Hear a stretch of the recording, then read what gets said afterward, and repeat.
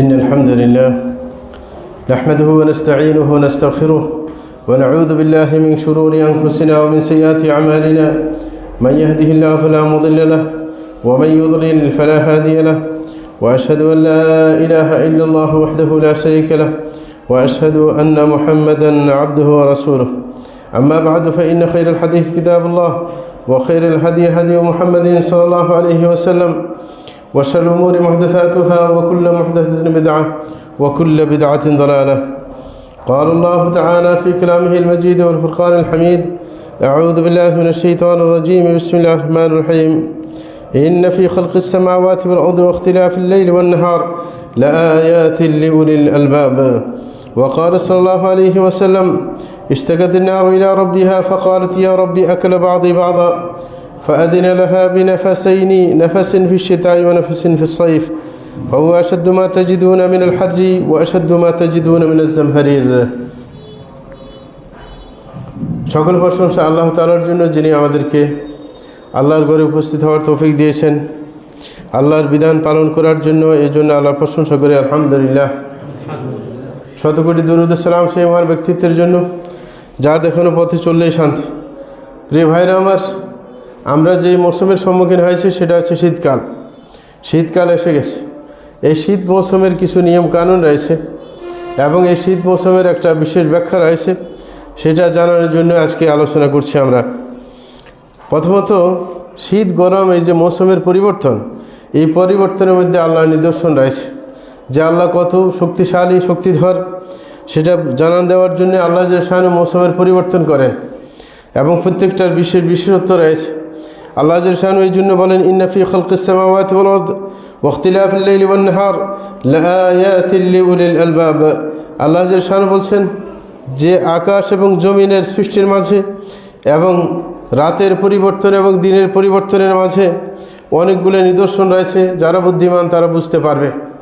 তাইলে এই যে রাতে দিনের পরিবর্তন, যে শীতকাল আসলে রাত বড় হয়ে যায় এবং দিন ছোট হয়ে যায়, গরমকাল আসলে রাত ছোট হয়ে যায়, দিন বড় হয়ে যায়, এই যে পরিবর্তন, এই পরিবর্তনের মাঝে অনেকগুলো নিদর্শন আল্লাহ রেখে দিয়েছেন। প্রিয় ভাইরা, আল্লাহ শান মানুষের প্রতি খুবই দয়াবান। এই কারণে হঠাৎ করে মৌসুমের পরিবর্তন করেন না, ধীরে ধীরে পরিবর্তন করেন। শীত যখন আসতে শুরু করে আস্তে আস্তে আসে, মানে হুট করে বিশাল আকারে শীত দেখা দেয় না, কারণ মানুষ অসুস্থ হয়ে পড়বে। এই কারণে ধীরে ধীরে তার প্রকোপটা বাড়তে থাকে, মানুষের যেন প্রস্তুতি নিতে পারে, শীতের মোকাবেলা করতে পারে। এই জন্য আপনার ধীরে ধীরে আসে। গরমও একইভাবে ধীরে ধীরে আসতে শুরু করে, যেন মানুষের কোনো কষ্ট না হয়। সুতরাং এই ক্ষেত্রে আল্লাহর যে দয়া অনেক বেশি মানুষের প্রতি, সেটা বোঝা যায়। তৃতীয় নম্বর, একজন মুসলমান মৌসুমের পরিবর্তন যাই হোক না কেন, এই মৌসুমের পরিবর্তন যেন তার কোনো আল্লাহর ইবাদতের ক্ষেত্রে ছুতা হয়ে না দাঁড়ায়। অনেকে দেখা যায় শীত আসলে সে অনেক কাজে তার ভাটা পড়ে, মানে সে সকালবেলায় উঠতে পারে না, ফজরের সময় উপস্থিত হয় না, ফজরের সময় নামাজে মসজিদে উপস্থিত হয় না, শীতের অজুহাতে না, এগুলো কোনো অজুহাত হতে পারবে না। কারণ মৌসুমের পরিবর্তন আল্লাহ শানুর নিদর্শন অবশ্যই, এই কারণে এটা ছুতে হতে পারে না। সবাই জানেন যে এই মৌসুমের পরিবর্তন হবে, সেই জন্য প্রস্তুতিও নিতে হবে। বর্তমান প্রস্তুতি নেওয়া কঠিন কিছু না, বর্তমানে হিটারের ব্যবস্থা আছে, সুতরাং পানি ঠান্ডা না, গরম করার ব্যবস্থা যখন আসে তখন এটা ছুতে হতে পারে না। এবং বর্তমানে মানুষ আগের মতো দরিদ্র না, প্রত্যেকে জামা কাপড় কেনার কি আছে, সেই যোগ্যতা আছে এবং সেই অর্থনৈতিক সক্ষমতা রয়েছে। এই কারণে মসজিদে উপস্থিত হওয়ার ক্ষেত্রে ছুতে হতে পারে না। এই কারণে মৌসুমের যাই পরিবর্তন হোক না কেন, মন খারাপ করব না এবং এটাকে ছুতা হিসাবে আপনার ধর্মীয় কাজে পিছিয়ে থাকার ক্ষেত্রে উপস্থাপন করতে পারবো না। শীত এবং গরমের দুনিয়ার ব্যাখ্যা তো আছেই, কিন্তু আল্লাহর পক্ষ থেকে রাসূল আকরাম সাল্লাল্লাহু আলাইহি ওয়াসাল্লাম একটা ব্যাখ্যা দাঁড় করিয়েছেন, যেটা একেবারেই বাস্তব। কারণ আল্লাহ রসুল যেটা বলবেন সেটাই সঠিক। রাসূল আকরাম সাল্লাল্লাহু আলাইহি ওয়াসাল্লাম বলেন যে ইশতাকাতিন নারু ইলা রাব্বিহা, যে জাহান্নাম আল্লাহর কাছে অভিযোগ জানিয়েছে। কি অভিযোগ জানিয়েছে? ফাকালাত ইয়া রাব্বি আকলা বাদি বাদা, বলছেন হে প্রতিপালক, যে আমার একটা অংশ আরেকটা অংশকে খেয়ে ফেলছে। কারণ জাহান্নাম তো আপনার উত্তাপ দেওয়া হচ্ছে, কিন্তু এখনও তো জ্বালানোর কোনো কিছু নাই। এই কারণে জাহান্নাম বলছে আমাকে এত বেশি উত্তাপ দেওয়া হচ্ছে যে আমার একটা অংশ যেন অন্য অংশকে খেয়ে ফেলছে, সুতরাং আমি সহ্য করতে পারছি না। আর তখন ফাসাইন আল্লাহ শানহু জাহান্নামকে বছরে 2 বার নিঃশ্বাস ছাড়ার জন্য আপনি অনুমতি দিয়েছেন, যে তুমি বছরে 2 বার নিঃশ্বাস ছাড়বে। নিঃশ্বাস ছাড়লে তোমার একটু ভালো লাগবে।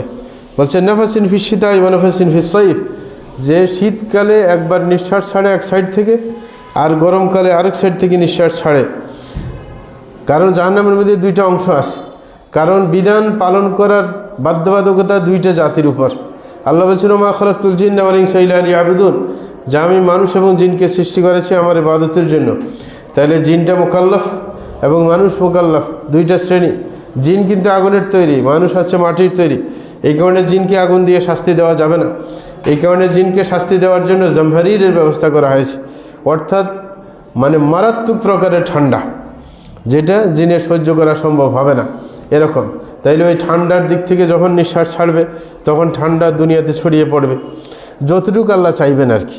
কারণ কোনো এলাকায় আপনার ঠান্ডা অল্প সময়ের জন্য হয়, কোনো জায়গার মধ্যে গরম দীর্ঘ সময় থাকে, এটা আল্লাহর ইচ্ছা।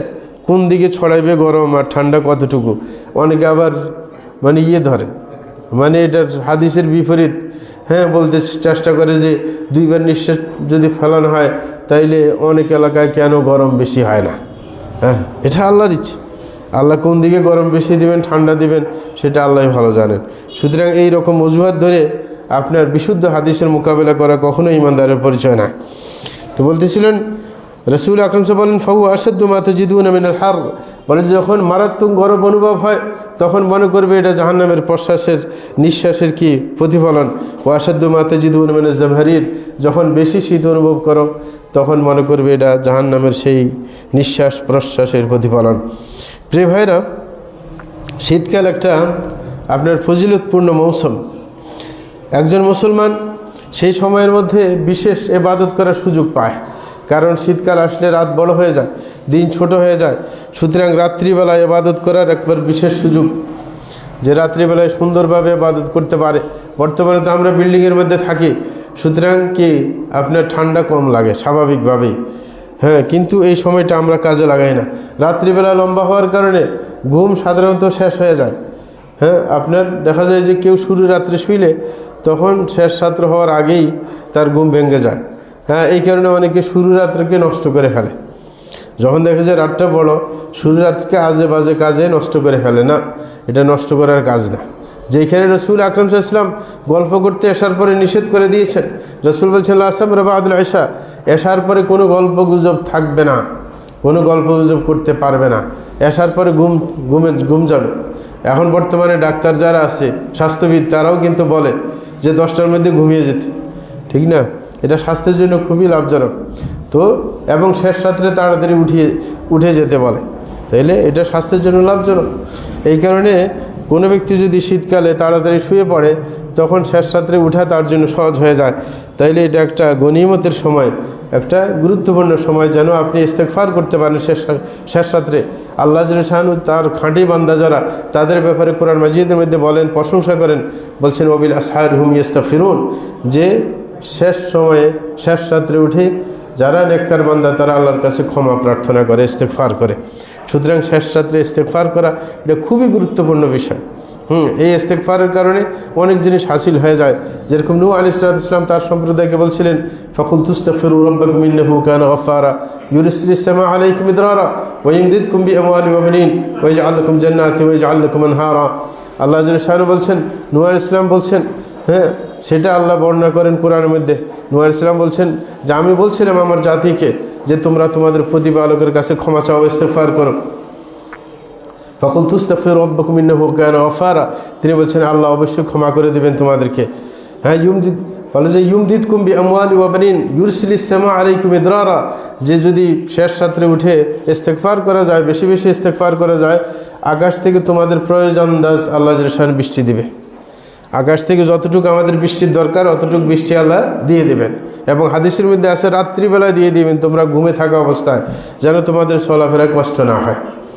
তাইলে ইস্তেগফারের ফল প্রথম যে প্রয়োজনীয় বৃষ্টি আপনার আশা, তাইলে আপনার কারোর কোনো এলাকায় যদি বৃষ্টির অনাবৃষ্টির সমস্যা দেখা দেয়, তাইলে এটার মানে এর থেকে বেরিয়ে আসার পথ কি? ইস্তেগফার করা, বেশি বেশি ইস্তেগফার করতে হবে, বিশেষ করে শেষ রাত্রে উঠে ইস্তেগফার করতে হবে। এরকমভাবে বলছে ওয়ায়ুমদিদকুম বিআমওয়ালি ওয়া বানিন, এবং তোমাদেরকে আল্লাহ জল শান সম্পদ বাড়িয়ে দিবেন, সন্তান বাড়িয়ে দিবেন ইস্তেগফার করলে। সুতরাং কারোর যদি সন্তান না হয় তাহলে তার চিকিৎসা কি? শেষ রাত্রে উঠে ইস্তেগফার করবে। কারোর যদি সম্পদের ঘাটতি, তার টানা পড়ে না, সে ফ্যামিলি ভালো চলে না, তাহলে তার চিকিৎসা কি? শেষ রাত্রে উঠে ইস্তেগফার করবে, ইস্তেগফার করবে। তাহলে ইস্তেগফার করে আল্লাহ জল শানু সমস্যাটা দূর করে দেবেন। এরকম ওয়াজআল লাকুম জান্নাতি ওয়াজআল লাকুম আনহারা, বলছে ইস্তেগফার করলে তোমাদেরকে এরকম বিশাল বিশাল বাগ বাগিচার ব্যবস্থা করে দেবে, তোমাদের খাদ্যদ্রব্যে কোনো সমস্যা হবে না। এবং এরকমভাবে বৃষ্টি দিয়ে তোমাদের নদী নালা ভরিয়ে দিবেন, তোমাদের পানির প্রয়োজন মিটিয়ে যাবে। এই কারণে হজরত হাসান বসরি রাহিমাহুল্লাহর কাছে একজন ব্যক্তি আসছিলেন, আসে উনি বসে আছেন, তাকে বলছে যে ওনাকে বললেন যে একজনে যে আমি তো খাদ্যের সমস্যা ভুগতেছি, সত্যিকারভাবে আমি প্রত্যেক দিন ঠিকমতো খাদ্য পাই না, আমার ফ্যামিলির জন্য যথেষ্ট খাদ্য আমার মিলে না, এখন কি করতে হবে? তিনি বলছিলেন তুমি শেষ রাত্রে উঠে ইস্তেগফার করবে, তাইলে তোমার খাদ্যের সমস্যা দূর হয়ে যাবে। কতক্ষণ পরে একই বৈঠকে এক ব্যক্তি এসে বলতেছে আমার কোনো সন্তান হয় না, এখন সন্তান কীভাবে আমি পাইতে পারি? তখন একইভাবে বলছেন যে তুমি শেষ রাত্রে উঠে ইস্তেগফার করবে, তাইলে সন্তান পাবে। এখন ওনার এক ছাত্র উঠে বললেন যে প্রত্যেকেরই একই নুসখা, মানে একই ওষুধ বাতলাইলেন, ওর খাদ্যের সমস্যা আর এর সন্তানের সমস্যা, কিন্তু আপনি একটাই বললেন। ঘটনা কি? বললেন আল্লাহ নিজেই বলছিলেন, আল্লাহ বলছিলেন ফাকুলতু আস্তাগফিরু রাব্বাকুম ইন্নাহু কানা গাফফারা, যে ক্ষমা চাও তাই আল্লাহ ক্ষমা করবে। আর লাভে কি বলছেন? আল্লাহ বলছেন ইউরসিলিস সামা আলাইকুম মিদরারা, বৃষ্টি দিবেন। আর পরে কি বলছেন? হ্যাঁ ওয়ায়ুমদিদকুম বিআমওয়ালি ওয়া বানিন, তোমাদেরকে সম্পদ বাড়িয়ে দিবেন, সন্তান দিবেন। তাহলে তো ইস্তেগফারের ফল দুটোটাই, যে সন্তানও দিবেন এবং কি সম্পদও দিবেন। তাহলে ইস্তেগফার বেশি বেশি করতে হবে। যারা এই সমস্যাগুলো ভুগতেছেন একমাত্র তাদের উপায় হচ্ছে ইস্তেগফার বেশি বেশি করা, বিশেষ করে শেষ রাত্রে ইস্তেগফার করার চেষ্টা করা। প্রিয় ভাইরা আমার, শীতকাল হচ্ছে একটা বসন্তকালের মতো মুমিনদের জন্য। এই কারণে আরবিতে বলা হয় যে আশিতা রবিউল মুমিন, যে আরবি ভাষায় প্রবাদ আছে যে শীতকালটা হয়েছে আপনার একজন মুমিন ব্যক্তির জন্য বসন্তকাল। কারণ বসন্তকালের মৌসুমটা খুবই স্বাভাবিক থাকে, ভারসাম্যপূর্ণ থাকে। এই কারণে এই মৌসুমটা মানুষের কাজে লাগাতে পারে বেশি। বিশেষ করে ওই সময় গাছপালায় কি আপনার পাতা আপনার বের হয়, মানে তখন তার যৌবনের সময়। হযরত ওমর ফারুক রাদিয়াল্লাহু তাআলা এই কারণে বলেছিলেন আর শীতা ও গনিমতুল আবেদিন, তিনি বলছেন শীতকাল হচ্ছে ইবাদত গুজার যারা রয়েছে তাদের জন্য গনিমত, তাদের জন্য লাভজনক সময়, যে রাত্রে বেশি সময় নিয়ে ইবাদত করতে পারে তারা। এই কারণে রাসূল আকরাম সাল্লাল্লাহু আলাইহি ওয়াসাল্লাম বলেছেন আল গনিমতুল বারিদাতু ওয়াস-সাওমু ফি শীতা, যে বলছেন একবারে সহজলভ্য গনিমতের সম্পদ হচ্ছে শীতকালে সিয়াম পালন করা। শীতকালে কি করা? সিয়াম পালন করা। শীতকালে দিনটা একবারে খুবই ছোট হয় এবং গরমের তাপ কম থাকে, যার কারণে পানির পিপাসা বেশি ধরে না, সময়ও কম। এই কারণে তিনি বলছেন সবচাইতে একবারে সহজ ইবাদত হচ্ছে শীতকালে সিয়াম পালন করা। তাইলে শীতকালে সিয়াম পালন করে আপনি বিশেষ লাভবান হতে পারছেন। এই কারণে ইবনে মাসউদ রাদিয়াল্লাহু তাআলা আনহু শীত আসলে উনি শীতকালকে ধন্যবাদ জানাইতেন। উনি বলতেন মারহাবান বিশীতা তানজিলু ফীহিল বারাকা ওয়ায়াতুল ফীহিল লাইলু লিল কিয়ামি ওয়া ইয়াকসুরু ফীহিন নাহারু লিসিয়াম। তিনি বলতেছেন মারহাবান বিশীতা, যে শীতকালকে ধন্যবাদ। কেন ধন্যবাদ দিতেন? বলতেন যে শীতকালে বরকত নাজিল হয়। এই কারণে দেখবেন শীতকালে অনেক ফল ফুল, হ্যাঁ আপনার ফল টল পাওয়া যায়, যেটা অন্য সময় পাওয়া যায় না, ঠিক না? হ্যাঁ অনেক সবজি টবজি ইত্যাদি সহজভাবে পাওয়া যায়, খাদ্যদ্রব্যের সংকট থাকে না। বলে যে সেই সময় বরকত নাজিল হয়।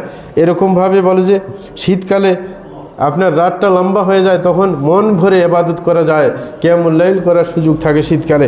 এরকম বলছেন ওয়ায়াকসুরু ফীহিন নাহারু লিসিয়াম, দিনটা ছোট হয়ে যায়, তারপরে প্রত্যেক দিন সিয়াম পালন করা কষ্টকর হয় না। তাইলে তিনি কেন? আরেকটা ব্যাপার হচ্ছে শীতকাল বিশেষ করে আপনার যাদের কাজার সিয়াম রয়েছে, কাজার সিয়াম রয়েছে, যেমন মহিলাদের প্রত্যেক মাসে ঋতুস্রাব হয়, এই কারণে রমজানের ঋতুস্রাবের কারণে কিছু সিয়াম তারা পালন করতে পারে না। তারা যদি অন্য সময় কঠিন মনে হয় শীতকালে সেগুলো কাজা করে দিবে। বিশেষ করে যারা রেগুলার গাড়ি চালায়, সফর করে, তাদেরও কিন্তু অনেক সময় সিয়াম পালন করা কষ্টকর হয়ে যায়। যারা রেগুলার লক্ষ্মীপুর থেকে ঢাকায় গাড়ি চালায় প্রত্যেক দিন, দেখা যায় যে যদি রমজানের মধ্যে গরম বেশি থাকে তাদের সিয়াম পালন করা কষ্টকর হয়, আর তারা মুসাফির হওয়ার কারণে সেই সময় সিয়াম পালন না করে অন্য সময় সিয়াম রাখার সুযোগ আছে, কারণ তারা তো মুসাফির, প্রত্যেক দিন সে সফর করে। এই কারণে শীতকাল আসলে তার সেই সিয়ামগুলো সে অবশ্যই রাখতে পারে, এই সুযোগটা তার রয়েছে। এরকমভাবে কারোর যদি এরকম নেফাসের কারণে রোজা নষ্ট হয়ে যায়, কারোর বাচ্চা হয়েছে ধরেন রমজানের শুরুতে, তাইলে নেফাসের কারণে তার রমজানটা আর সিয়াম পালন করা গেল না, এই কারণে সে যদি অন্য সময় সিয়াম পালন করা তার জন্য কষ্টকর হয়, তাহলে শীতকালের জন্য রেখে দেবে, শীতকালে সিয়ামগুলো পালন করার অবশ্যই চেষ্টা করবে। এরকম আরও রোগ ব্যাধির কারণে, অনেকের কঠিন রোগের কারণে অথবা দিন লম্বা হওয়ার কারণে আপনি রমজান মাসে রোজা পালন করতে পারে নাই, তার অসুস্থতার কারণে সেটা শীতকালে সে রেখে দিতে পারে, কারণ তখন আপনার সময়টা কম হয়, এই কারণে রাখা কষ্টকর হবে না। আমরা আপনার ইবাদত না করতে পারলে মনে ব্যথা অনুভব করি না, কিন্তু সালফে সালিমরা অনুভব করতেন। এই কারণে আপনার আমর ইবনে আবদুল্লাহ এবং ইয়াজিদ আর-রাক্কাশী মৃত্যুর সময় কাঁদতেছিলেন, মানুষে জিজ্ঞাসা করতেছিল আপনারা কাঁদেন কেন? হ্যাঁ, তারা বলছিলেন যে আমরা শীতকালের এই লম্বা সময়টাকে বেশিভাবে কাজে লাগাইতে পারি নাই, সেই রাতের পুরো রাত ইবাদত করার সুযোগ ছিল, দিনের বেলা সিয়াম করার সুযোগ ছিল, কিন্তু আমরা সুযোগটা কাজে লাগাইতে পারি নাই, এই ঘরে কান্না করতেছিলেন। দুইজন কিন্তু বুজুর্গ মানুষ ছিলেন, তারা যে ইবাদত করেন এই তা না, ইবাদত করছিলেন, কিন্তু আরও চাইছিলেন যে আরও বেশি যদি ইবাদত করতে পারতাম আরও লাভ বেশি হতো। এই কারণে আমাদের অবশ্যই এই মৌসুমকে গুরুত্ব দেওয়া অবশ্যই দরকার। শীত গরম এগুলো হচ্ছে আল্লাহর তাকদীর, আল্লাহর ফয়সালা, কারণ আল্লাহ জাল্লাহু এইভাবে আপনার সিস্টেম করবেন, সেটা আল্লাহ, এটার আপনার লাভ লস সম্পর্কে আল্লাহ ভালোই জানেন। এই কারণে কোনো মুসলমান কোনো ইবাদতের ক্ষেত্রে এটাকে ছুতা হিসেবে দেখাতে পারবে না। যেরকমভাবে আপনার মুনাফিকরা ছুতা হিসেবে দেখিয়েছে, যখন রাসূল আকরাম সাল্লাল্লাহু আলাইহি ওয়াসাল্লাম ডাক দিয়েছিলেন তাদের যুদ্ধের জন্য, তাবুক যুদ্ধে অংশগ্রহণ করার জন্য যখন ডাক দিয়েছেন, তখন কিন্তু গরমের সময় ছিল, তখন কিন্তু খেজুর পাকার সময় ছিল, মদিনার মধ্যে তখন খেজুরে পাক ধরেছে, কারণ গরম সময় তো খেজুর পাকে এই সময়, এবং গরমের তাপও বেশি। এই কারণে তাদেরকে বলা হয়েছে যে তোমরা যুদ্ধে চলো, তখন তারা বলছিল না গরমে যুদ্ধে যাওয়া যাবে না, এবং একে অপরকে বলছিল লা তানফিরু ফিল হার, যে তোমরা গরমকালে কখনো যুদ্ধে বের হতে যাবে না। তখন আল্লাহ জাল্লাহু কোরআন আয়াত নাজিল করে বলেন কুল নারু জাহান্নামু আশাদ্দু হাররা লাউ কানু ইয়াফকাহুন, রাসূলকে বলেন হে রাসূল আপনি বলে দিন যে জাহান্নামের অগ্নি হচ্ছে আরও বেশি গরম। হ্যাঁ, সুতরাং যদি তোমাদের বুঝ ঠিক থাকে, যদি সত্যিকারভাবে বুঝো, তাহলে এই গরম সহ্য করো আখিরাতের গরম থেকে বাঁচার জন্য। সুতরাং এটাকে সুতা হিসেবে তোমরা সামনে নিয়ে এসো না। আল্লাহর নিয়ামত অনেক বেশি, এই কারণে শীত গরম পরিবর্তন, মৌসুমের পরিবর্তন হলেও আল্লাহ জাল্লাহু প্রত্যেক জিনিস আপনার ব্যবস্থা করে দেন যেন শীত গরম থেকে বাঁচা যায়। এই কারণে আপনি দেখবেন শীত আসলেই কিন্তু পোশাক চলে আসে, নাকি আসে না? আপনাকে বলতে হয় না, অর্ডার দিতে হয় না কোন দোকানদারকে যে শীতের কাপড় নিয়ে আসবে, শীত পড়তে শুরু করলে দোকানদার নিজেই সেই পোশাকের অর্ডার দেয়, অথবা কোম্পানিগুলো আপনার দোকানদারদের সাথে যোগাযোগ করে শীতের কাপড় নামানোর জন্য, ঠিক না? এই কারণে আরবি ভাষায় একটা দৃষ্টান্ত হিসেবে দেয় জা আল বারদু ওয়াল জুব্বাতি, যে যখন শীত আসে তখন জুব্বা নিয়ে আসে শীত, মানে আপনার পোশাক পরিচ্ছদ নিয়ে আসে, শীতের পোশাক আপনার তখন বাজারে পাওয়া যায় এমনিতেই। তাহলে এটা হচ্ছে আল্লাহর কি নিয়ামত। আল্লাহ সব কিছুর আপনার কে বাঁচার যে কোনো মৌসুমে তার প্রোটেকশন দেওয়ার সব কিছু ব্যবস্থা রাখেন। এই কারণে আল্লাহ বলছেন, তুলনা দিয়েছেন ওয়াজআলা লাকুম সারাবিল তাকিকুমুল হার ওয়া সারাবিল তাকিকুম বাসাকুম, যে আল্লাহ জাল্লাহু তোমাদের জন্য পোশাকের ব্যবস্থা করেছেন যেগুলো তোমাদেরকে গরম থেকে রক্ষা করতে পারে। পোশাক গরম থেকে রক্ষা করতে পারে, এটা আরব দেশে গেলে বোঝা যায়। আরব দেশে গরমের মধ্যে পাকে রক্ষা করার জন্য যেন পা ফেটে না যায়, এই কারণে মোজা পরে, কে মোজা পরে ঠিক মতো যেন পা ফেটে না যায়, গরম থেকে নিজে রক্ষা পাওয়ার জন্য। গরমের মধ্যে যদি আপনার মাথার মধ্যে সেমাক ব্যবহার করে গরম থেকে বাঁচা যায়, এটা মানে ওইখানে বোঝা যায়, আমাদের দেশে বোঝা যায় না। আমাদের দেশে তো আপনার গরমের সাথে সাথে ঘাম বাইর হয়, ওখানে ঘাম বাইর হয় না, এই কারণে তখন বোঝা যায় যে কীভাবে পোশাক রক্ষা করে গরম থেকে। ওয়াসরাবিল তাকিকুম বাসাকুম, এবং এমন পোশাক বের করেছে আল্লাহ জাল্লাহু যেগুলো তোমাদের যারা শত্রু আছে শত্রুর আঘাত থেকে রক্ষা করে, বিশেষ করে বর্ম, যেগুলা বর্ম জাতীয়, যেগুলো শত্রুর কি তলোয়ারের আঘাত থেকে রক্ষা করে, সেই পোশাকের ব্যবস্থা আল্লাহ জাল্লাহু করেন। তো এটা তুলনা দিয়েছেন। হযরত ওমর ফারুক রাদিয়াল্লাহু তাআলা আনহু শীতকাল আসলে তার প্রত্যেক যে এলাকাগুলো তার অধীনে ছিল, তিনি যখন খলিফা ছিলেন প্রত্যেক এলাকায় চিঠি পাঠাতেন। যখন শীতকাল আসতো তিনি তার গভর্নরদেরকে শীতের ব্যাপারে সতর্কবাণী দিতেন হ্যাঁ, বলতেন ইন্না শীতা আখাদ হাদার ওহু আদুউল লাকুম, যে শীতকাল এসে গেছে, শীত হচ্ছে তোমাদের জন্য শত্রু, ফাতাহাবুলাহ, সুতরাং শীতের জন্য ব্যবস্থা গ্রহণ করো। শীতকাল আসলে আপনার গুরুত্ব দিতে হবে, পোশাক পরিচ্ছদের ব্যবস্থা করতে হবে, অলসতা করা যাবে না। অনেকে মনে করে যে একটু ঠান্ডা, এখনও বেশি ঠান্ডা নামে নাই, এই কারণে পোশাকের গুরুত্ব দেন না, পরে ঠান্ডা লেগে যায়। এই কারণে উনি বলছেন না, এটা শত্রু, শত্রুকে প্রশ্রয় দেওয়া যাবে না। এই কারণে বলছেন শত্রুর জন্য প্রস্তুতি গ্রহণ করতে হবে।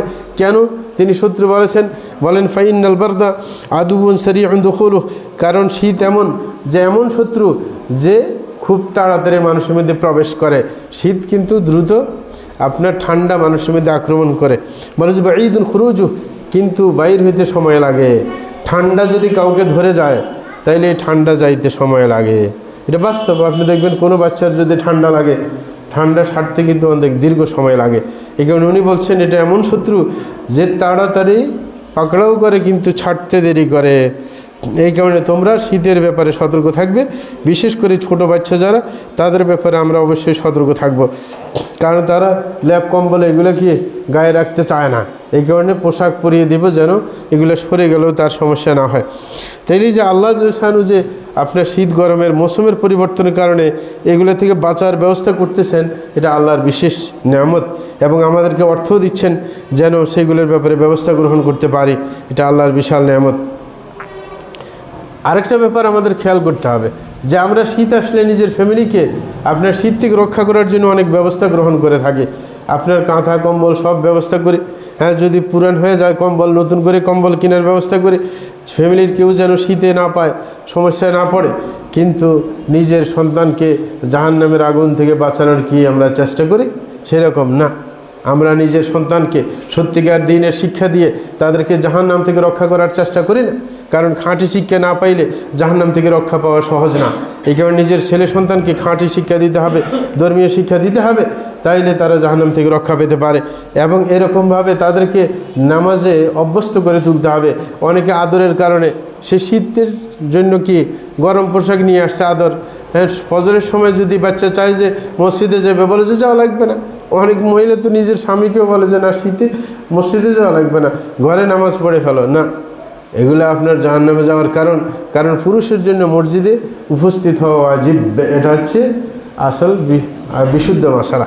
অনেকে যদিও বলেন কি সুন্নাহ, না, মসজিদে উপস্থিত হয়ে সালাত আদায় করা পুরুষের জন্য ওয়াজিব, এটা হচ্ছে বিশুদ্ধ মাসালা। সুতরাং অবশ্যই আপনাকে আমাকে সতর্ক থাকতে হবে আমার সন্তান যেন শীতকালেও সঠিকভাবে ফজরের সালাত জামাতের সাথে আদায় করে। আর আমাদের দেশে তো আরও ইবাদতের সুযোগ, ফজরের নামাজ একটু দেরি করে পড়ে, মসজিদে একটু জিকির আজকার করলেই এশরাকের টাইম হয়ে যায়। এশরাকের টাইম পর্যন্ত অবস্থান করলেন, আপনি হজ উমরার সওয়াব পেয়ে ফেললেন, আরও তো লাভ হয়ে গেল নাকি না?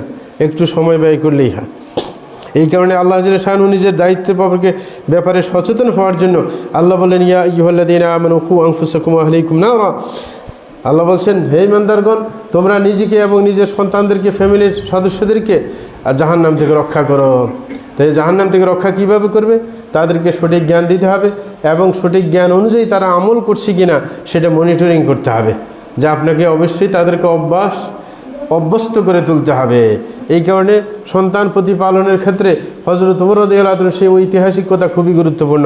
তিনি বলছেন লাইব সাবআন ওয়াদিবু সাবআন ওয়া সাহিবহু সাবআন সুম্মা জাআল হাবলাহু আলা গারিবিহি।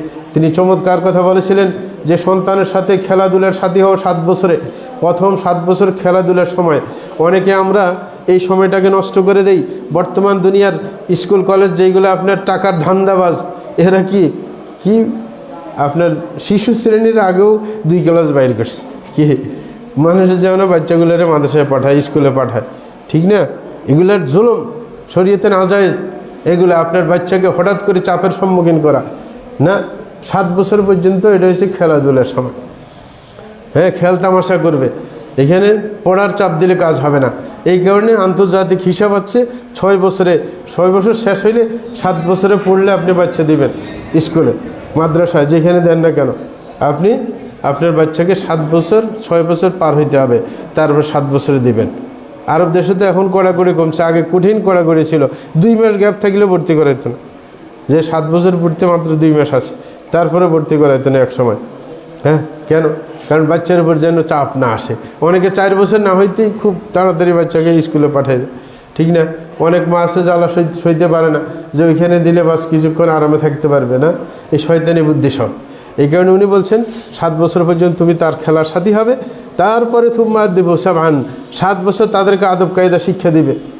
7 বছর খেয়াল রাখতে হবে, মাদ্রাসার সাথে যোগাযোগ করতে হবে যে কি শিখছে, কি বাস্তবায়ন করছে।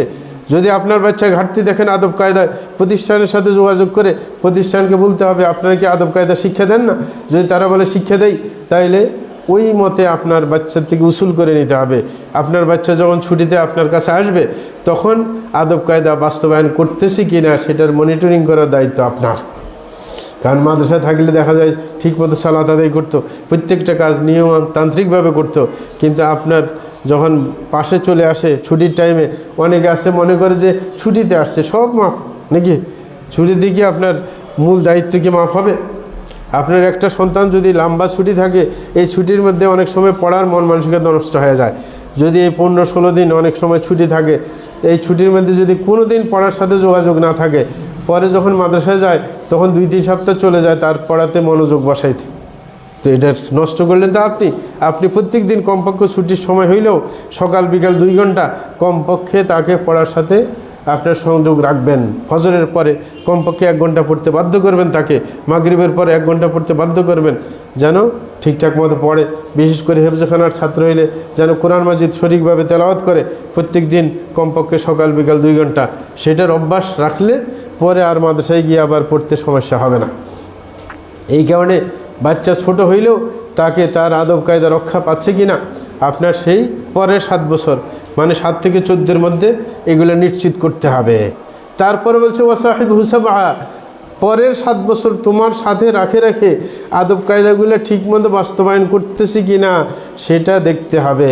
আরবরা এগুলো বেশি করে, যেমন বাচ্চাকে বড় বড় মানে অনুষ্ঠানে নিয়ে যায়, যেন মানুষের সাথে সাক্ষাৎ হইলে কীভাবে সালাম দিতে হয়, মোসাফা করতে হয়, কিভাবে কি করতে হয়, এগুলো শিক্ষা দেয়। যে কিভাবে বড় মানুষ সামনে দেখলে কিভাবে সালাম দিতে হয়, হ্যাঁ, কিভাবে এরকমভাবে মাথার মধ্যে চুমা দিতে হয়, এগুলো শিক্ষা দেয় তারা। তাইলে এগুলা আপনার 14 থেকে 21 পর্যন্ত, মানে শরীয়তটাকে ঠিকমতো পালন করতেছি কি না এটা নিশ্চিত করতে হবে, তাকে অভ্যস্ত করে তুলতে হবে। অভ্যাস করছি কিনা সেটা নিশ্চিত করতে হবে। তারপর হযরত ওমর ফারুক বলছেন সুম্মা জাআল হাবলাহু আলা গারিবে, তারপর 21 বছরের পরে আপনি তাকে এরকম বিশ্ব ব্রহ্মাণ্ডে ছেড়ে দেন, তাইলে এই ছেলেটা নষ্ট হবে না। আপনি যদি ঠিক 21 বছরের দায়িত্ব পালন করে থাকেন, তাহলে 21 বছরটা গুরুত্বপূর্ণ মাতা পিতার নিকট, যে 21 বছর কীভাবে আপনি অতিক্রান্ত করবেন, সঠিকভাবে যদি ওনার গাইড মতো অতিক্রান্ত করেন তাহলে নষ্ট হওয়ার সম্ভাবনা থাকে না।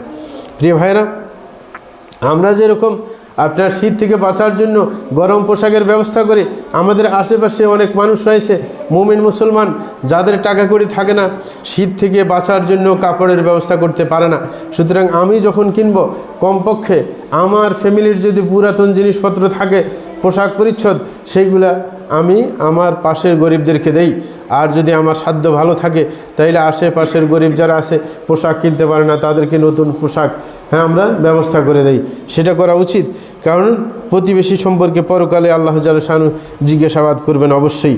এই কারণে আল্লাহ বলছেন ওয়াল মুমিনুনা ওয়াল মুমিনাতু বা'দুহুম আউলিয়াউ বা'দ, যে মুমিন পুরুষ মহিলা একে অপরের কি আপনার বন্ধু, মানে একে অপরের খবর রাখবে। আপনি পুরুষ, আপনি অন্য পুরুষরা কিভাবে আপনার চলে, তার কোনো সমস্যা আছে কিনা তার খবর রাখবে। মুমিন মহিলা হইলে অন্য মহিলারা কিভাবে চলছে, কি সমস্যা ভুগতেছে, সেগুলোর খবর অবশ্যই রাখতে হবে। একে অপরের বন্ধু হিসাবে প্রত্যেকের সমস্যায় আরেকজনে অবশ্যই চিন্তিত হতে হবে। প্রিয় ভাইরা আমার, শীত মৌসুম যখন আসে আরেকটা জিনিস আমরা স্মরণ করতে পারি, সেটা হচ্ছে শীত গরম যেটাই আসুক না কেন সেটা চিরস্থায়ী হয় না। সেটা কি হয় না? চিরস্থায়ী হয় না, কিছুদিন পরে চলে যায়, এটা চিরস্থায়ী হয় না। এই আপনার মৌসুমের পরিবর্তনের মাধ্যমে আপনি চিন্তা করতে পারেন যে সকল সময় একই অবস্থার উপর চলা যায় না, এটা মনে করতে হবে। একজনে ভালো অবস্থায় আছে, সে মানুষের সাথে অহংকার করতে পারে না যে তার টাকা করে আসে, কারণ মৌসুম একটা স্থায়ী হয় না। অনেক সমাজের মধ্যে আগে ধনী ছিল, কিন্তু এখন শুধু বিল্ডিংটাই আসে, আর কিছু নেই, টাকা করে নাই। এরকম অনেক ফ্যামিলি দেখবেন বাপদাদার ওই বিল্ডিংটা আছে, পুরান হয়ে গেছে, কিন্তু এখন টাকা নাই। এক সময় তারাই ধনী ছিল ওই এলাকার, নাকি? যখন আর কেউ বিল্ডিং বানাইতে পারেনি তারা বানিয়েছিল, কিন্তু এখন আর টাকা নেই। অনেক গরিব ছিল, ওই বাড়িতে কাজ করছে, ওরা কিন্তু এখন বিল্ডিং বানিয়েছে। এখন এলাকার মধ্যে সবচাইতে দাপট ওদেরই বেশি, আছে নাকি নাই? হ্যাঁ, তখন গল্প হয়ে থাকে, ওরা গল্প করে যে এরা একসময় আমাদের বাড়িতে কাজ করছে। তো এই গল্পের কোনো ভ্যালু নেই, কি ভ্যালু নেই, কারণ অবস্থার পরিবর্তন ঘটবে।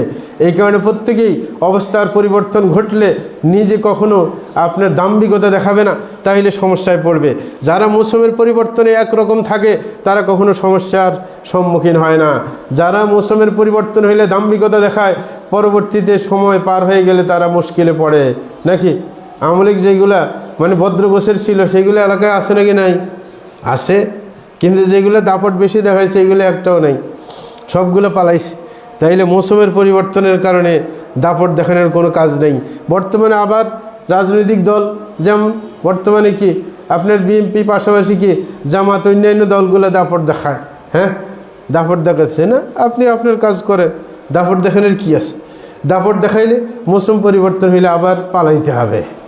আর বিধার্মিক লোক পালাইলে তো অসুবিধা নাই, যার ধর্মকর্ম নাই, কিন্তু যদি কোনো হুজুর পালায় তাহলে তো মুশকিল আছে, নাকি? হ্যাঁ, তাহলে তো বিশ্রী ধরনের হবে। হ্যাঁ, বিশ্রী ধরনের হবে। এই কারণে অবশ্যই বলবো যে দাম্ভিকতার কোনো কারণ নেই। যদি অবস্থা আপনার কাজের মৌসুম আসছে এটা মনে করতে হবে, দাম্ভিকতা দেখানোর মৌসুম না, এটা কাজের মৌসুম। একসময় আমরা কাজ করতে পারিনি, তাইলে এখন দাওয়াতি কাজ বাড়িয়ে দিব, এইখানে অহংকারের কোনো ব্যাপার নাই। এই মৌসুম তো আল্লাহই আমাদের ব্যবস্থা করেছেন, নাকি আল্লাহ ব্যবস্থা করেন নাই? নাকি আমাদের দাপটে আমরা পাইছি? নতুবা 17 বছর পারি নাই কেন? 17 বছর পারি নাই, এই জন্য আল্লাহ চাইছিলেন 17 বছর আমাদেরকে কষ্ট দিতে, যেন তওবা করতে পারি। কি তারপরে আল্লাহ ব্যবস্থা করছেন যেন এখন কাজের মৌসুম পেয়ে শুকরিয়া আদায় করতে পারি। কিন্তু আমরা তো সেই রকম কাজ করি না। আমরা কি কাজের মৌসুম পাই নাই? এখন তো যে কোনো দাওয়াতি কাজ করতে কেউ বাধা দেয় না, তা আমরা কেন দাওয়াতি কাজ করি না? আমাদের এখন এক বাসার মধ্যে আমাদের কি মসজিদ, কি জুমার সালাত আদায় করার জায়গা, জমিন একটু হইলে তো কিনা হয়েছে, নাকি? তা আমরা সেইখানে মসজিদ স্থানান্তর করে কীভাবে দাওয়াতি কাজ আরও বাড়িয়ে দিব সেটার জন্য চিন্তা কেউ করে না, অনেকে করে না। আরে প্রত্যেকের চিন্তা থাকা দরকার যে আমাদের একটা এখন কি সালাত আদায়ের একটা বন্দোবস্ত হয়েছে, নাকি না? কিন্তু হুলস্থুল করবো না। আমাদের অবশ্যই আপনার এই ক্যাটাগরির মসজিদ পাওয়ার জন্য আরব দেশ থেকে আপনার 40 ডিসিম সম্পদ লাগে। কি মসজিদ আরব দেশে কতগুলো ক্যাটাগরি আছে, এ ক্যাটাগরির মসজিদের জন্য 40% কি জায়গা লাগে, নতুবা এ ক্যাটাগরির মসজিদ পাওয়া যায় না। এই কারণে আমরা আস্তে আস্তে চেষ্টা করব, কারণ আমাদের এটা কমপ্লেক্স হবে, শুধু মসজিদ না। সুতরাং কমপ্লেক্সের জন্য আমরা যেন 40% জায়গা ম্যানেজ করতে পারি। হ্যাঁ, এরকম আমাদের প্ল্যান প্রোগ্রাম থাকতে হবে, এটার উপর ক্ষান্ত করব না ইনশাআল্লাহ। আমরা সবাই যদি একমত থাকি, কারণ এটা কেউ নিয়ে যাবে না, সবার জন্য থেকে যাবে। এটা ওয়াকফ জায়গা না, নাকি না? অবশ্যই ওয়াকফ। সুতরাং এটা কেউ নিয়ে যাবে না, এটা থেকে যাবে। কেউ মনে করতে পারেন না যে অমুকের বাড়িতে আমি চেরাক দিতে যাইব কেন, না, এটা আপনার এই এলাকার মানুষের সম্পদ, নাকি না? এগুলো ওয়াকফ সম্পদ, এগুলো মানুষের, মুসলমানদের। এখানে প্রত্যেকে আমরা সেই জায়গাটাকে বাড়ানোর জন্য এবং সেখানে সালাত আদায়ের ব্যবস্থা করার জন্য উৎসাহী হব, সবাই চেষ্টা করবো ইনশাআল্লাহ। সুতরাং খেয়াল করতে হবে, মৌসুমের পরিবর্তনটা কাজের সুযোগ বাড়িয়ে দেয়, দাম্ভিকতা বাড়ানোর কোনো কারণ নেই। এই কারণে জালিমদের, যারা মৌসুম পাইলে জুলুম করে, তাদেরকে আল্লাহ সতর্ক করেছেন। আল্লাহ বলেছেন ওয়াসাইয়ালামুল্লাযীনা যালামু আইয়া মুনকালাবিন ইয়ানকালিবুন, যে অচিরেই বলছি, মানে বেশি দিন না, অচিরেই জালিমরা তাদের পরিণতি কী হবে সেটা বুঝতে পারবে। এখন নিদর্শন দেখা সত্ত্বেও অনেকে শিখে না। কি 17 বছর জুলুম করার পর প্রভাবশালী হওয়া সত্ত্বেও দেশ ছেড়ে পালাইতে হয়েছে, তাহলে আর যেগুলোর লেজের কি পায়ের নিচে মাটি নাই তাদের কী হবে? তাড়ানি ফেলে কে? মানে এই চিন্তাটা করেন। এখন ওই যে ভুলে গেছে, এগুলো মানুষ ভুলে যায়, এগুলো মানুষের অভ্যাস। কারণ মানুষকে আরবিতে কী বলা যায়? কে ইনসান বলে, নেসিয়ান থেকে ভুলে যাওয়ার অভ্যাস মানুষের। না, ভুলে যাইলে হবে না, এগুলো মনে রাখতে হবে, না হলে পরিণতি আমার একই রকম হবে। আল্লাহ জাল্লাহু এই কারণে বলেন, বিশেষ করে যারা সমস্যায় ভুগতেছেন তাদের রাসূল আকরাম সাল্লাল্লাহু আলাইহি ওয়াসাল্লাম স্মরণ করে দিচ্ছেন, বলছেন ওয়ালাম আন্না ফিস সাবরি আলা মা তাকরাহু খায়রান কাসীরা। বলে যদি কোনো কারণে যদি তুমি সমস্যায় পড়ে যাও, ধৈর্য ধারণ করো, তাইলে অনেক কল্যাণ পাবে। কারণ একই অবস্থা দীর্ঘস্থায়ী হয় না। বলছে ওয়ান্না নাসরা মা সাবরি, যদি তোমার সমস্যা হয়, তুমি বিজয় লাভ করতে পারো না, মানুষের চাপের সম্মুখীন হয়ে আসো, তাহলে ধৈর্য ধরো, একদিন তোমারই বিজয় হবে। বলছেন ওয়াম্মান ফরজ মা আল কারবি, যদি বিপদে থাকো এই বিপদ একদিন দূর হয়ে যাবে। ওয়ান্না মা আল উসরি ইসরা, যদি কাঠিন্যতা অনুভব করো এই কাঠিন্যতা সহজতায় রূপান্তরিত হবে, কোনো টেনশন করার কারণ নেই।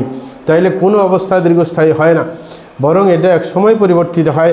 এই কারণে যে অবস্থায় থাকি না কেন এটা নিয়ে এত টেনশন করার নেই, অবশ্যই অবস্থার পরিবর্তন ঘটবে, বরং আল্লাহর উপর ভরসা রাখবো, কল্যাণের ইচ্ছা পোষণ করব, কুলক্ষণ ভাবব না। আরেকটা ব্যাপার, শীতকাল আসলে মাঝে মাঝে বৃষ্টি নামে নাকি নামে না? বৃষ্টি আসে, এই বৃষ্টিটাও আল্লাহর পক্ষ থেকে একটা রহমত।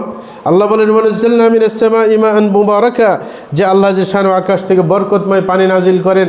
তাহলে বৃষ্টির পানি আসলে মূলত বরকতময়, কি বরকতময়, কারণ এই বৃষ্টির পানির মাধ্যমে লাভের উপর লাভ, অনেক লাভ হয়, ফসল ফলায় বৃষ্টির কারণে নাকি। এই পানি এসে মানুষের জীবন, সুতরাং বরকতময় পানি এগুলো। এই কারণে বৃষ্টির শুরু সময় বরকত নেওয়ার জন্য রাসূল আকরাম সাল্লাল্লাহু আলাইহি ওয়াসাল্লাম চেষ্টা করতেন। প্রিয় ভাইরা, বৃষ্টি আল্লাহর পক্ষ থেকে আসে নাকি অন্য কোনো কারণে? দুনিয়াতে ব্যাখ্যা আছে, এই নক্ষত্রের অবস্থার পরিবর্তন কারণে আপনার বৃষ্টি আসে না। বৃষ্টি একমাত্র আল্লাহর কি, আল্লাহর রহমত। যখন আল্লাহ চাইবেন তখন বৃষ্টি দিবেন। এই কারণে রাসূল আকরাম সাল্লাল্লাহু আলাইহি ওয়াসাল্লাম বৃষ্টির সাথে অন্য কিছু সম্পর্কিত করাকে আপনার নিষেধ করেছেন। এই কারণে রাসূল আকরাম সাল্লাল্লাহু আলাইহি ওয়াসাল্লাম এক সময় রাত্রিবেলায় বৃষ্টি হওয়ার পরে সকালবেলায় যখন ঘুম থেকে উঠেছেন, তখন রাসূল আকরাম সাল্লাল্লাহু আলাইহি ওয়াসাল্লাম বলেছেন আসবাহা মিন ইবাদি মুমিনুম বিকাফির, বলে যে আমার কিছু বান্দা, যে আল্লাহ বলছেন যে আমার কিছু বান্দা যে মুমিন ছিল এখন কাফের হয়ে গেছে, আর কিছু বান্দা কাফের ছিল মুমিন হয়ে গেছে। বলে যে যারা কাফের মুমিন আসে তারা যখন বৃষ্টি আসছে বলছিল আল্লাহর রহমতে বৃষ্টি আসছে। যারা ইমানদার তারা কি বলে যে আল্লাহর রহমতে বৃষ্টি এসেছে, আর যারা বলেছে যে অমুক নক্ষত্রের স্থানের পরিবর্তনের কারণে বৃষ্টি এসেছে, তারা কাফের হয়ে গেছে। তাইলে বৃষ্টির সম্পর্ক কার সাথে করতে হবে? আল্লাহর সাথে। আর বৃষ্টি কখন হবে সেটা একমাত্র আল্লাহই জানেন। অনেক সময় বৃষ্টির ভাব দেখায় কিন্তু বৃষ্টি হয় না নাকি। এই কারণে বৃষ্টি হওয়া এটা 5টা গায়েবী ব্যাপারের একটা ব্যাপার। আল্লাহ জাল্লা শানু কোরআন মাজিদের মধ্যে বলেন ইন্নাল্লাহা ইনদাহু ইলমুস সাআহ ওয়া ইউনাজ্জিলুল গায়থ ওয়া ইয়া'লামু মা ফিল আরহাম ওয়া মা তাদরি নাফসুম মাযা তাকসিবু গাদা ওয়া মা তাদরি নাফসুম বিআইয়ি আরদিন তামুত। আল্লাহ জাল্লা শানু বলছেন আল্লাহর নিকটে আপনার কিয়ামতের জ্ঞান রয়েছে। কিয়ামত কখন হবে সেটা আল্লাহই ভালো জানেন, কিন্তু কোন দিন হবে সেটা রাসূল জানিয়ে দিয়েছেন। শুক্রবারে কিয়ামত হবে। কোন দিন কিয়ামত হবে? শুক্রবারে। এই কারণে রাসূল আকরাম সাল্লাল্লাহু আলাইহি ওয়াসাল্লাম বলেছেন যে বিশ্বের যত মানুষ আর জিন ছাড়া যত পশু রয়েছে, পাখি রয়েছে, শুক্রবারের যখন আপনার সূর্য ওঠার মানে একবারে সন্নিকটে চলে আসে, তখন তারা ভয়ে আতঙ্কিত হয়ে থাকে যে আজকে কোনো কিয়ামত হয়ে যায় কিনা। প্রত্যেক শুক্রবারে সকালবেলায় অন্যান্য কি আপনার পশু পাখি এগুলোকে আতঙ্কিত থাকে যে আজকেও তো শুক্রবার, সুতরাং কিয়ামত হয়ে যেতে পারে। কিন্তু আমাদের মানুষ আর জিন এদের খবর নাই, বরং শুক্রবারের সময়টা আরও নষ্ট করে বেশি। ওই দিন ডিউটি থাকে না, এই কারণে ফজর নামাজও ঠিকমতো পড়ে না। অথচ অন্যান্য দিনের চাইতে ফজরের গুরুত্ব, জুমার দিনের ফজর, সপ্তাহের মধ্যে সবচাইতে গুরুত্বপূর্ণ ফজরের নামাজ কোনটা? শুক্রবারের ফজর। কিন্তু এটার গুরুত্ব আমরা দেই না, এটা হচ্ছে মুশকিল।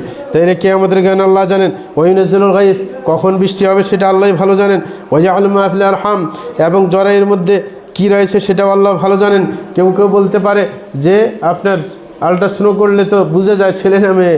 না, এখানে ব্যাপক কথা। মা ফিল আরহাম, মা হয়েছে ব্যাপক একটা শব্দ, অর্থাৎ আল্লাহ জানো আপনার মহিলার জরায়ুতে কী আছে মানে শুধু ছেলে না মেয়ে না, সেইখানে নেককার আছে না বদকার আছে, সে কয়দিন বাঁচবে, তার ছেলে সন্তান কয়টা হবে, সে কি করবে, সব কিছু আল্লাহ বিস্তারিতভাবে জানেন।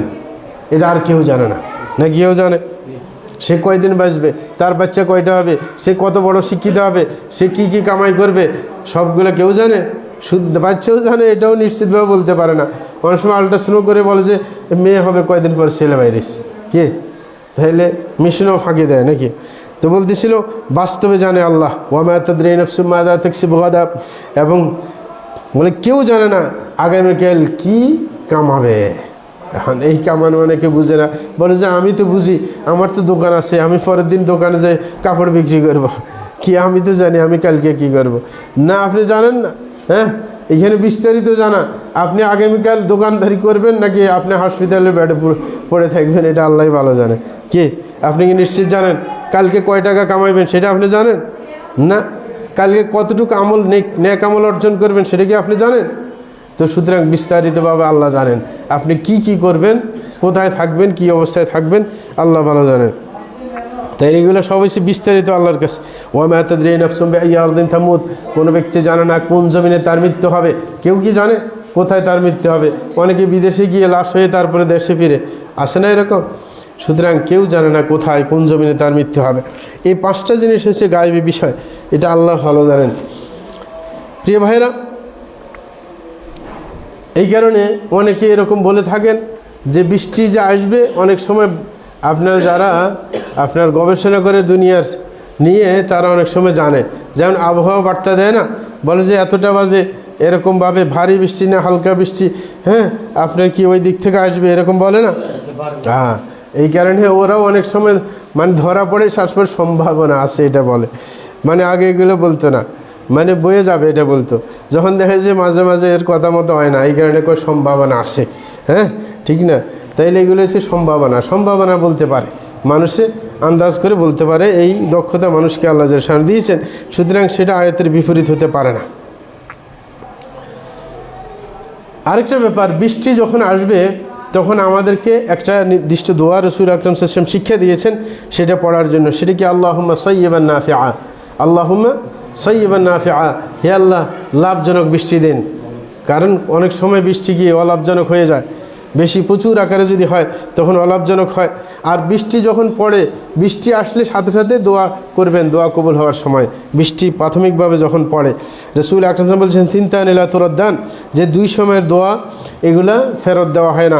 একটা হচ্ছে দোয়া ইনদা নিদা, যখন আজান হয় আজানের সময়ের দোয়া আল্লাহ কবুল করেন। ও তাহতাল মাতার, আরেকটা যে বৃষ্টি আসলে আল্লাহ দোয়া কবুল করেন। সুতরাং বৃষ্টির সময়ে দোয়া করতে ভুলবো না, নিজের জন্য দেশের জন্য। বৃষ্টি যখন বেশি হয়, বৃষ্টি আল্লাহ বলছিলেন কোরআনের মধ্যে মা মুবারাকা, বরকতময় জিনিসকে আপনার প্রতিরোধ করা যায় না, বরং এটার আপনার দিক পাল্টে দেওয়া যায়। কি এই কারণে হাদিসের মধ্যে বলছে যে বৃষ্টি যদি বেশি হয়, তোমার সমস্যা হয়, তাইলে বলবে না আল্লাহ বৃষ্টি বন্ধ করে দাও, এটা বলে না। কারণ বৃষ্টি বরকতময়, এটা বন্ধ করে দেওয়া ভালো না। বরং বলবে আল্লাহুম্মা হাওয়ালাইনা লা আলাইনা, যে আল্লাহ আমাদের আশেপাশে যেখানে বৃষ্টির দরকার সেইখানে দাও, একবারে বন্ধ করো না। হ্যাঁ, কিন্তু আমাদের এখানে দরকার নেই, এখান থেকে সরাই নাও, ঠিক না? হ্যাঁ, এই কারণে একবারে বন্ধ করে দেওয়ার জন্য কখনো বলবেন না। প্রিয় ভাইরা, আরেকটা হচ্ছে যেটা ইঙ্গিত দিয়েছিলাম একটু পূর্বে, বৃষ্টি আসার সাথে সাথে হালকা বৃষ্টি নিজের শরীরে লাগানো, সেটা হচ্ছে সুন্নাহ। রাসূল আকরাম সাল্লাল্লাহু আলাইহি ওয়াসাল্লাম এই কাজটা করতেন। যখন বৃষ্টি ফোঁটা পড়তো তখন রাসূল আকরাম সাল্লাল্লাহু আলাইহি ওয়াসাল্লাম নিজের শরীরের থেকে কাপড় সরিয়ে বৃষ্টিতে একটু ভিজার চেষ্টা করতেন। এবং তিনি বলতেন ইন্নাহু হাদিসু আহদিন বিরাব্বি, বলছেন এটার সাথে আল্লাহর সাক্ষাৎ হয়েছে। কারণ আল্লাহ কোথায় অবস্থান করেন? সপ্ত আকাশের উপরে, কি আপনার আরশ আজিমের উপরে। সুতরাং ওই দিক থেকে বৃষ্টি আসে নাকি না? হ্যাঁ, এই কারণে বলছেন এটার সাথে আল্লাহর কি মানে যোগাযোগ বেশি সময়ের না, এই কারণে বৃষ্টিতে ভিজার চেষ্টা করতেন। আল্লাহ জাল্লাহু বৃষ্টি বর্ষণের ক্ষেত্রে তুলনা দিয়েছেন, কারণ এটা বিশাল একটা নেয়ামত। আপনার পানি না থাকলে মানুষ কে বাঁচতে পারে না, এই কারণে পানির অপর নাম জীবন অনেকে বলে। এই কারণে আল্লাহ যে এটা নিয়ে তুলনা করেন যে পানি কত বড় নেয়ামত। আল্লাহ বলছেন আফরাআইতুমুল মা আল্লাযী তাশরাবুন আনতুম আনজালতুমুহু আম নাহনুল মুনজিলুন লাউ নাশাউ জাআলনাহু জাজা ফালাউলা তাশকুরুন। আল্লাহ জাল্লাহু বলছেন তোমাদের কি মনে হয় যেই পানি তোমরা পান করছো, তোমরা কি সেটা নাজিল করেছো? না, আমি নাজিল করেছি। কে নাজিল করেছে? আল্লাহ জাল্লাহু নাজিল করেছে এই বৃষ্টি। আল্লাহ বলছেন লাউ নাশাউ জাআলনাহু জাজা, আমি চাইলে এইগুলাকে তিক্ত বানিয়ে দিতে পারতাম নাকি? আপনার বানিয়ে দিতে পারতো না আল্লাহ চাইলে? আপনার সুপেয় পানির ব্যবস্থা করেছেন, আল্লাহ চাইলে অন্যরকমও করে দিতে পারতেন। এই কারণে আল্লাহ বলছে ফালাউলা তাশকুরুন, তোমরা কি আল্লাহর কৃতজ্ঞতা আদায় করবে না? তাইলে নেয়ামত পেয়ে আল্লাহর কৃতজ্ঞতা আদায় করার জন্য বলা হয়েছে। হাদিসের মধ্যে রাসূল আকরাম সাল্লাল্লাহু আলাইহি ওয়াসাল্লাম বলেন ইন্না আউওয়ালা মা ইউসআলু আনহু ইয়াউমাল কিয়ামাতি মিনান নাঈম আন ইউকাল লাহু আলাম নুসিহ লাকা জিসমাক ওয়া নুরবিয়াকা মিনাল মাইল বারিদ। বলছেন কিয়ামতের দিবসে ইবাদত সম্পর্কে প্রথম প্রশ্ন হচ্ছে নামাজের। কি ইবাদত সংক্রান্ত প্রথম প্রশ্ন কি? নামাজের। আর মানুষের অধিকার সম্পর্কিত প্রথম প্রশ্ন হচ্ছে কি, রক্ত প্রবাহিত করা রাদ্দিমা, রক্ত সম্পর্কে আপনি আরেকজনের রক্তপাত করছেন, এটা সর্বপ্রথম মানুষের অধিকারের মধ্যে সর্বপ্রথম কাউন্ট করা হবে, প্রশ্ন করা হবে। অথচ রক্তপাত তো রাজনৈতিক দলগুলো আসেই করতেছে। তারপরে তৃতীয় প্রশ্ন, আল্লাহ নেয়ামত সম্পর্কে আল্লাহ প্রশ্ন করবেন, আমি তোমার শরীরকে কি ভালো রাখি নাই, সুস্থ রাখি নাই? তৃতীয় প্রশ্ন এটা হবে। বলছে ওয়ানুরিয়াকা মিনাল মাইল বারিদ, আমি কি তোমাকে ঠান্ডা পানি পান করাই নাই? এটা জিজ্ঞাসা করবে। সুতরাং তোমার শরীরকে সুস্থ রেখেছি, তুমি কি ইবাদত করেছিলে?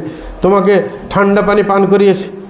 আগের যুগে ঠান্ডা পানি করার জন্য ঘরের মধ্যে রাখিয়ে দিতেন। রাসূল আকরাম সাল্লাল্লাহু আলাইহি ওয়াসাল্লাম কি 2-3 দিন এরকম পানি ঘরে রাখি ঠান্ডা করে পান করতেন। আমাদের তো এখন কি ফ্রিজ আছে, পানি ঠান্ডা করতে সময় লাগে না, ঠিক না? তাইলে এই যে ঠান্ডা পানির ব্যবস্থা, গরম থেকে আসলে তখন বোঝা যায় ঠান্ডা পানির কি গুরুত্ব। তাইলে এইটা একটা প্রশ্ন।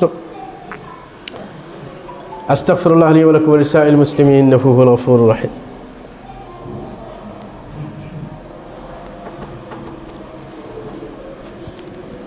আলহামদুলিল্লাহি রাব্বিল আলামিন ওয়া সলাতু ওয়া সালামু আলা সাইয়্যিদিল মুরসালিন নবিয়িনা মুহাম্মদ ওয়া আলা আলিহি ওয়া সাহবিহি আজমাইন, মা বাদ। প্রিয় ভাইরা আমার, শীতকালে যখন বৃষ্টি আসবে, বৃষ্টির আগে বাতাস আসে নাকি আসে না? বৃষ্টির আগে সাধারণত বাতাস আসে। এই বাতাসটা অনেক সময় আপনার মানুষের লাভ করে, অনেক সময় ব্যক্তিগতভাবে লসও করতে পারে। একজন মহিলাকে আপনার বাইরে কি করতেছে, ধান শুকিয়ে দিয়ে দিচ্ছে, কাপড় শুকিয়ে দিয়ে দিচ্ছে, বাতাস আসে কাপড়গুলো নিয়ে ময়লা পানিতে পালাইছে। হ্যাঁ, তখন এটা বকাঝকা দেওয়ার কোনো মানে নেই নাকি? না। এই কারণে যদি বাতাস আসে সেই সময়ে আপনার বাতাসের কল্যাণে দোয়া করতে রাসূল আকরাম সাল্লাল্লাহু আলাইহি ওয়াসাল্লাম শিক্ষা দিয়েছেন। রাসূল একটা দোয়া শিক্ষা দিয়েছেন, যখন বাতাস বইতে থাকে বলবে আল্লাহুম্মা ইন্নী আসআলুকা খায়রাহা ওয়া খায়রা মা ফিহা ওয়া খায়রা মা উরসিলাত বিহি ওয়া আউযু বিকা মিন শাররিহা ওয়া শাররি মা ফিহা ওয়া শাররি মা উরসিলাত বিহি। যে হে আল্লাহ, আমি এই বাতাসের মধ্যে যে কল্যাণ আছে সেই কল্যাণ কামনা করছি, এই বাতাসের মাঝে যে কল্যাণ রাখা আছে সেটা কামনা করছি, এই বাতাসকে যে কল্যাণ দিয়ে প্রেরণ করা হয়েছে সেই কল্যাণ কামনা করছি। বলছে এবং আমি আপনার আশ্রয় চাচ্ছি এই বাতাসের অকল্যাণ থেকে, এই বাতাসের মধ্যে যে অকল্যাণ রাখা হয়েছে সেই অকল্যাণ থেকে, এবং এই বাতাসকে যে অকল্যাণ দিয়ে পাঠানো হয়েছে সেইটার অকল্যাণ থেকে আমি আপনার আশ্রয় চাচ্ছি। সুতরাং এরকম সুন্দরভাবে দোয়া করবে। আপনার বাতাসটা হচ্ছে আল্লাহর রহমত থেকে, আপনার আল্লাহর রহমত এটা কখনো কখনো শাস্তি নিয়ে আসতে পারে। কি নিয়ে আসতে পারে? বাতাস কি শাস্তি হয় না কোনো সময়? হ্যাঁ, শাস্তি হয়েছে। এই কারণে বাতাস দেখলে বাতাসকে গালি দেওয়া নিষেধ। এই কারণে রাসূল আকরাম বাতাস দেখলে বলছেন ফাইদা রাআইতুমুহা ফালা তাসুব্বুহা, যদি বাতাস প্রবাহিত হইতে দেখো তখন তোমরা সেটাকে গালি দিবে না। ওয়াসালুল্লাহ খায়রাহা, বরং বাতাসের কল্যাণ তোমরা কামনা করবে। ওয়াস্তাঈযু বিল্লাহি মিন শাররিহা, এবং আল্লাহর কাছে বাতাসের অকল্যাণ থেকে আশ্রয় চাইবে। প্রিয় ভাইরা আমার, শীতকাল আসলে কিছু সুযোগ আসে, অনেকে সেই সুযোগ গ্রহণ করতে চায় না, না জানার কারণে। সেটা হচ্ছে শীতকাল যখন আসে, আপনার শীতের প্রকোপের কারণে কারোর যদি সমস্যা হয়ে যায়, হ্যাঁ, কারণ শীতকালে বাতাস আসে, বাতাসের কারণে অনেকের সমস্যা হয়ে যেতে পারে। এই কারণে জুমা না পড়ে আপনার ঘরে অবস্থান করা যায় আছে। যদি দেখা যায় জুমার দিন মারাত্মক বাতাস, বৃষ্টি বাতাস একসাথে চলছে, তখন কি জুমাতে না গিয়ে জোহরের নামাজ ঘরে আদায় করা যায় আছে। এরকমভাবে জামাতে উপস্থিত না হয়ে ঘরে সালাত আদায় করা কি আছে, জায়েজ আছে, সমস্যা নেই। এমনকি কেউ যদি এই বৃষ্টি এবং ঠান্ডা আসে তখন 2 নামাজকে একসাথে পড়তে পারে, জোহর আসর একসাথে পড়তে পারে, মাগরিব এশা একসাথে পড়তে পারে। সেই সুযোগগুলা গ্রহণ করা হয় আরব দেশে, এগুলো মানে, কিন্তু আমাদের দেশে এগুলোর গুরুত্ব নেই। তাহলে সুযোগ অবশ্যই এই সবগুলো আল্লাহ দিয়ে রেখেছেন। আরেকটা হচ্ছে অনেকে রাস্তাঘাটে গিয়ে বর্ষাকাল আসলে হঠাৎ করে যদি কোনখানে চাপ পড়ে, পায়ের পানি যদি শরীরে লাগে যায়, কি তখন মনে করে যে নাপাক লাগে গেছে। কি নাপাক লাগে গেছে? নাপাক না, যতক্ষণ পর্যন্ত আপনি নাপাক নিজের চোখে না দেখবেন, আন্দাজে নাপাক মনে করবেন না। কোনো পানি গায়ে লাগে গেছে, মানে রোডের পানি পায়ের চাপে কি পানি আপনার শরীরে লাগছে, জামা লাগছে, এগুলো নাপাক না, এগুলো কোনো সমস্যা নেই। এগুলো লাগলে আপনি নামাজ পড়তে পারবেন। অনেকে এগুলোকে সুতেনাতা মনে করে যে আমার শরীরটা নাপাক হয়ে গেছে, এরকম না। বিশেষ করে শীতকাল আসলে মানুষের যে ব্যাপারে অলসতা করে, পবিত্রতা অর্জন করার সময় ভালোভাবে অর্জন করে না, এটা খেয়াল রাখতে হবে। আপনি যখন উজু করবেন ভালোভাবে উজু করবেন, শীতের কারণে যে আপনি ভালোভাবে উজু করবেন না তা না। শীতকালে একটা করতে মানুষে দ্বিধা করে যে এটা শরীয়তে নাই, সেটা হচ্ছে গান মাসে করা। কি গান মাসে করা শরীয়তে আছে? নেই। কিন্তু এই যে গাঁড় মাছে নিয়ে বেকায়দা পড়ে মানুষে, যে ওই দিকে হাত বাড়াইতে, গাঁড় মাছে করার শরীয়তে হাদিস যেটা আছে একবারেই দুর্বল, বানোয়াট হাদিস। গাঁড় মাছে করে এটা তো নাই। আরেকটা যুক্তি কথা ধরেন, আপনার আল্লাহ শানুহু ওজুর মধ্যে এমন অঙ্গ প্রত্যঙ্গ ধুইতে বলেছেন যেগুলো দিয়ে মানুষে গুনাহ করে। কে? মুখ দিয়ে গুনাহ করে, হ্যাঁ, আপনার কান দিয়ে গুনাহ করে না নাকি? মাথা দিয়ে গুনাহ করে, মানুষের ব্রেন দিয়ে আর কি গুনাহ করে, হাত দিয়ে গুনাহ করে, পা দিয়ে গুনাহ করে। ঘাট দিয়ে কেউ গুনাহ করছে এটা বুঝছে? ঘাট দিয়ে কোনো গুনাহ করে না। এই কারণে আল্লাহ শানু প্রত্যেকটা যেগুলো দিয়ে গুনাহ করে বেশি বেশি সেগুলো ধুইতে বলছেন, আর যেটা দিয়ে বেশি গুনাহ হয় কিন্তু ধোয়া যায় না সেটাকে মাছে করতে বলেছেন। কারণ ব্রেন দিয়ে গুনাহ করে, মাথারে যদি বারবার ধুইতে বলে ঠান্ডা লাগে যাবে, এই কারণে মাছে করতে বলেছেন যেন ঠান্ডা না লাগে। আরেকটা জিনিস গুনাহ করে সেটা হচ্ছে হার্ট। মানুষের যেটা দিয়ে চিন্তা কল্পনা করে সেটা কিন্তু ধোয়া যায় না। হ্যাঁ, এই কারণে ওজুর শেষে দোয়ার মাধ্যমে পবিত্র করার ব্যবস্থা করা হয়েছে। আল্লাহুম্মা জাআলনি মিনাত তাওয়াবিন ওয়া জাআলনি মিনাল মুতাতাহহিরিন। হ্যাঁ, তওবা করে ঠিক করা নিজের অন্তরকে। হ্যাঁ, কেন অন্তর দিয়ে গুনাহ করছে, এই কারণে শাহাদাতাইন পড়ে নিজের ঈমানকে সোজা করা। কারণ ওজুর শেষে আশহাদু আল্লা ইলাহা ইল্লাল্লাহ ওয়া আশহাদু আন্না মুহাম্মাদান আবদুহু ওয়া রাসূলুহু, এটাকে অন্তরকে পরিচ্ছন্ন করার জন্য ঈমান নবায়ন করতে বলা হয়েছে। এই অন্তর দিয়ে মানুষে বেশি গুনাহ করে, এই কারণে দোয়ার মধ্যে ঈমান নবায়ন করা এবং তওবা করে খাঁটি মানুষ হয়ে যাওয়া সেটার ব্যবস্থা। সুতরাং ওই যে ঘাড় মাছে করার কোনো চিন্তা করা লাগবে না, কিন্তু প্রত্যেক অঙ্গ ঠিকমতো দিতে হবে। এই যে আপনার আঙ্গুলের মধ্যে মাঝখানে ভাঁজ আছে, এই ভাঁজের মধ্যে পানি ঠিকমতো পৌঁছে কি না, আপনার পা শুষ্ক থাকে অনেক সময়, পানি ঠিকমতো সব জায়গায় যায় না, ভালো করে লাগে না, সেগুলো অবশ্যই খেয়াল রাখতে হবে। এটা যদি করা যায় তাহলে আল্লাহ অনেকগুলো গুনাহ মাফ করে দেন এবং মর্যাদা বৃদ্ধি করেন। রাসূল আকরাম সাল্লাল্লাহু আলাইহি ওয়াসাল্লাম বলেন, আলা আদুল্লুকুম আলা মা ইয়ামহুল্লাহু বিল খাতায়া ওয়া ইয়ারফাউদ দারাজাত। রাসূল বলছেন, আমি কি তোমাদেরকে এমন কিছু বলবো না যেই কাজ করলে গুনাহ মাফ হয়ে যায় এবং তোমাদের কি মর্যাদা বেড়ে যাবে? সাহাবায়ে কেরাম বললেন, বালা, অবশ্যই বলবেন। রাসূল বলেন, ইসবাগুল ওযুই আলাল মাকারিহ, বলে যে যেই জায়গায় পানি পৌঁছানো ভালো লাগে না সেই জায়গায় ঠিকমতো পানি পৌঁছাইবা। জায়গায় পানি সহজে পৌঁছে না, পানি সহজে যে জায়গায় পৌঁছে না সেই জায়গায় মরলে টরলে পানি ঠিকমতো পৌঁছাই দিবে। কে? এটা হচ্ছে এরকম আঙ্গুলের ফাঁকে ফাঁকে পানি পৌঁছাই দিবে। যে জায়গায় কষ্ট করে পানি পৌঁছাইতে হয়, হ্যাঁ, সেই জায়গায় কষ্ট করে পৌঁছাইবে, অসুবিধা নাই। আর একটা হচ্ছে কাথরাতুল খুতা ইলাল মাসাজিদ, মসজিদে বেশি বেশি কদম ফেলে যাওয়া, হেঁটে হেঁটে মসজিদে যাওয়া। যার বাড়ি যত দূরে তত বেশি তার সওয়াব হয়, তার গুনাহ মাফ হয়। অনেকে একটু ঘর দূর হইলে মসজিদ থেকে, হ্যাঁ, আপনার কি মসজিদে আসতে চায় না। অথচ বনু সালামা রাসূল আকরাম সাল্লাল্লাহু আলাইহি ওয়াসাল্লামের যুগে তাদের বাড়ি দূরে ছিল, তারা রাসূল আকরাম সাল্লাল্লাহু আলাইহি ওয়াসাল্লামের কাছে আবেদন জানিয়েছে যে আমরা তো মসজিদের পাশে খালি জায়গা আছে, এখানে বাড়িটা নিয়ে আসতে চাইতেছি। রাসূল আকরাম সাল্লাল্লাহু আলাইহি ওয়াসাল্লাম বলছেন, দিয়া রাখুম, যে এইখানে বাড়ি আছে এখানে থাকো। হ্যাঁ, তুকতাব খাতায়াকুম, তোমাদের কি গুনাহগুলো আল্লাহ মাফ করে দেবেন। প্রত্যেক কদমে একটা গুনাহ মাফ। কি? যত দূর থেকে হাঁটে আসেন প্রত্যেক কদমে একটা গুনাহ মাফ হবে, একটা মর্যাদা বৃদ্ধি পাবে, ঠিক না? লাভ আছে। তো বলছে ওয়ান্তাযারুস সালাতি বা'দা সালাহ, বলে যে আরেকটা গুনাহ মাফের কারণ এক নামাজ পড়ার পরে অন্য নামাজের অপেক্ষা করা। এটা কিন্তু আমরা করি না। অপেক্ষা করি কিভাবে? যে ঘড়ির দিকে বারবার তাকায় যে কখন আজান হবে, কখন টাইম হবে, এই চিন্তায় থাকা যে টাইম হইলে যেন সঠিক টাইমে মসজিদে যাওয়া যায়। এই কারণে অনেকে আর খবর রাখে না, হঠাৎ করে জামাত শেষ হয়ে গেছে তারপরে খবর হয়েছে নামাজের টাইম হয়ে গেছে, ঠিক না? না, বারবার খেয়াল রাখা, এটা কিন্তু গুনাহ মাফ হয়, আপনার মর্যাদা বৃদ্ধি পায়। অনেক মানুষ আছে সুফি টাইপের, যখন আপনার শীতকালে ইবাদত করতে কষ্ট হয় তখন পানির মধ্যে দাঁড়ায়।